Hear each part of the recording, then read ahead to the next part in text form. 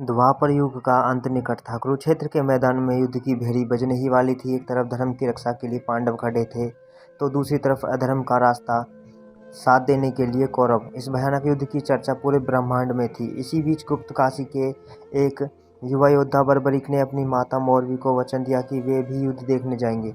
बर्बरीक कोई साधारण योद्धा नहीं थे। उन्होंने भगवान शिव की कठोर तपस्या करके 3 ऐसे दिव्य बाण प्राप्त किए थे जो पूरी सृष्टि को पल भर में समाप्त कर सकते थे। जब वे अपने नीले पार होकर कुरुक्षेत्र की ओर चले तो उनकी माता ने एक प्रश्न किया, पुत्र तुम किसकी ओर से युद्ध करोगे? बर्बरीक ने विनम्रता से कहा, माँ मैं केवल उस पक्ष से लड़ूंगा जो हार रहा होगा, हारे का सहारा।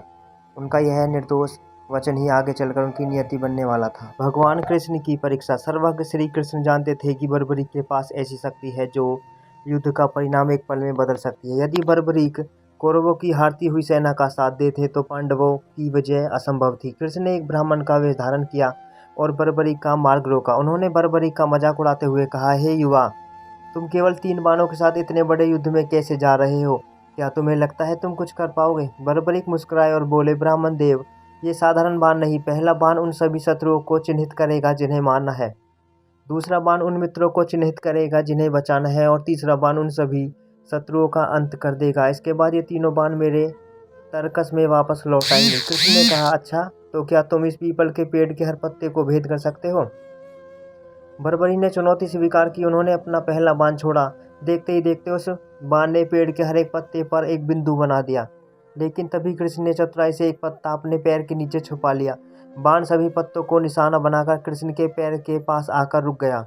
बर्बरीक बोले, ब्राह्मण देव, अपना पैर हटाइए वरना यह बाण आपके पैर को भी भेद देगा, क्योंकि इसने पत्ते को निशाना बना लिया है। एक महान बलिदान। कृष्ण समझ गए कि बर्बरीक की शक्ति अद्वितीय है। उन्होंने अपना असली रूप दिखाया और बर्बरीक से कहा, हे वीर, इस युद्ध के शुभारंभ के लिए मुझे इस धरती के सबसे श्रेष्ठ क्षत्रिय की शीश की बलि चाहिए। क्या तुम अपना शीश दान करोगे? बर्बरीक समझ गए कि ये स्वयं नारायण है। उन्होंने बिना किसी हिचकिचाहट के कहा, प्रभु मेरा शीश हाजिर है, लेकिन मेरी एक इच्छा है, मैं पूरा महाभारत युद्ध अपनी आंखों से देखना चाहता हूँ। कृष्ण ने उन्हें वरदान दिया। बर्बरीक ने अपनी तलवार से अपना शीश काटकर कृष्ण को सौंप दिया। कृष्ण ने उस शीश को अमृत से सींचा और कुरुक्षेत्र की सबसे ऊंची पहाड़ी पर स्थापित कर दिया, जहां से बर्बरीक पूरे युद्ध को देख सके। युद्ध का अंत और सत्य की पहचान। 18 दिनों तक भयानक युद्ध चला। रक्त की नदियां बही और पांडवों की विजय हुई।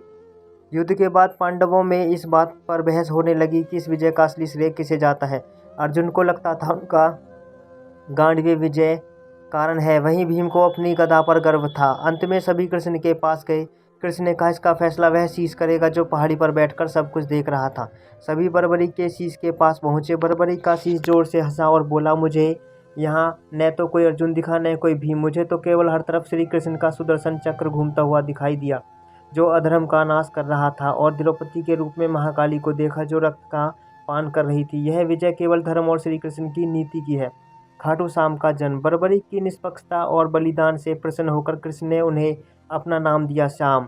उन्होंने कहा, कलयुग में तुम मेरे नाम श्याम से पूजे जाओगे। जो भी तुम्हारे दर पर हारे का सहारा बनकर आएगा उसकी सभी मनोकामनाएं पूरी होंगी। आज उन्हें राजस्थान के सीकर में बाबा खाटू श्याम के रूप में पूजा जाता है।